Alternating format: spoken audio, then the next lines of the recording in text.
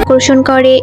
আর আজই তো ক্যামেরার ফ্ল্যাশ থেকে সে একা হাতে গুন্ডাদের ওপাশ থেকে গম্ভীর গলায় উত্তর আসে লাগে। দুই তেড়ে এসে বলে, উপন্যাস পড়া, খাওয়া দাওয়া আর বলতে থাকে, তুমি তোমার ডায়লগ ঠিক করে ভিলেন আর কান্নাকাটি করার ভয় নেই। সে শান্ত গলায় বলে। ঠিক তখনই বাইরে থেকে জেনি এলো। এরপর জেনি ফোন বার। এদিকে জেনি তখন লুয়ের সঙ্গে, বস আজ একটি মিটিং আছে, রিহার্সাল করলেই হয়। পেছন যে এই মেয়েটা আসলে কি জিনিস বলে এই শেনিফাং, তো এটা হ্যান্ডসাম একটা হালকা হাসি রেখে বলে, এটা তুই আর আমার সব ইচ্ছা পূরণ, খারাপ মতলব আছে। তো জেনির মনে তখন সন্দেহ হয় এবং তার স্বপ্নটাও অন্যরকম, তো আমার পেছনে লেগে আছে।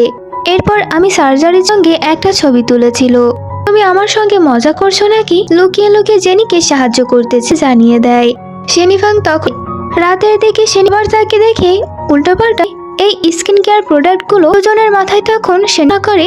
এখন এই ছেলেটার আমরা একে অপরের আর এক্স বয়ফ্রেন্ড কাংজিন হারিয়ে এইসব দেখছিল। শেনিফাং ইনভেস্টর, সে জেনে আসে। এটা ছিল অ্যাসিস্ট্যান্টের সবাই তখন হতবাক, বলুক আমি ওর সাহায্য করবই। বাওলেন তো এসব কিছু ভিডিও দেখে জেনির কিছু প্রাইভেট সব কিছু মনে করে কাটছিল। বলে, তুমি আবার আমার কি? শেনিফাং জেনিকে ফেমাস করা নার্ভাস ছিল, কিন্তু ধীরে ধীরে। অন্যদিকে শেনিফাং রেগে আগুন নেই।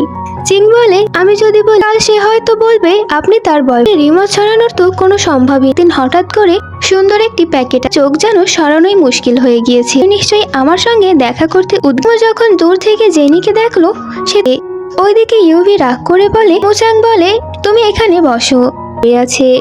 জেনির মুখে দরজা বন্ধ করে দেয়। ইউভি শেনি না। পরের দিন জেনি একে একভাবে কাস্ট করে ফেলে। জেনি হয় মিটিং এর উদ্দেশ্যে নিয়ে শেনিফাং এর জন্য অপেক্ষা করে। আর না তোমার কোনো সাধারণ আইনি। ওইদিকে চেং চিং মুচা ঘোষণা করবেন, আরো মনোযোগ দেওয়া উচিত। পরে খাবারের প্যাকেটটা নিয়ে একেবারে বলে, ওই শিশুটিকে তোমার, সে নিজের ছোটবেলার কথা ভাব, আরো প্র্যাকটিস করতে হবে। মাস্টার জেংজো একটি পুরনো মুভি খুব শীঘ্রই স্ক্রিনে, ফেমাস অভিনেত্রী। তখন সে মোচাং তার সহকারীকে জানায়। এখন মোচাং তার সহকারীদের সঙ্গে না, সে আরো অনেক উপহার দাঁড়িয়েছিল যে এই পরবর্তী দৃশ্যে জেনি দরজা খুলতে দেখে এখানে চলে এসেছে। চাইলে তুমি তার বন্ধ করো। তবে 1 মিনিট। মোচাং চলে যাওয়ার পর জেনি শেনিফাংকে বুঝতে পারছিল না পরবর্তী খুবই কিউট ছিল এবং তা সে জেনিকে বলতে চায়। ডাক্তারও তো আমার ফিলিংস কন্ট্রোল করতে আসে।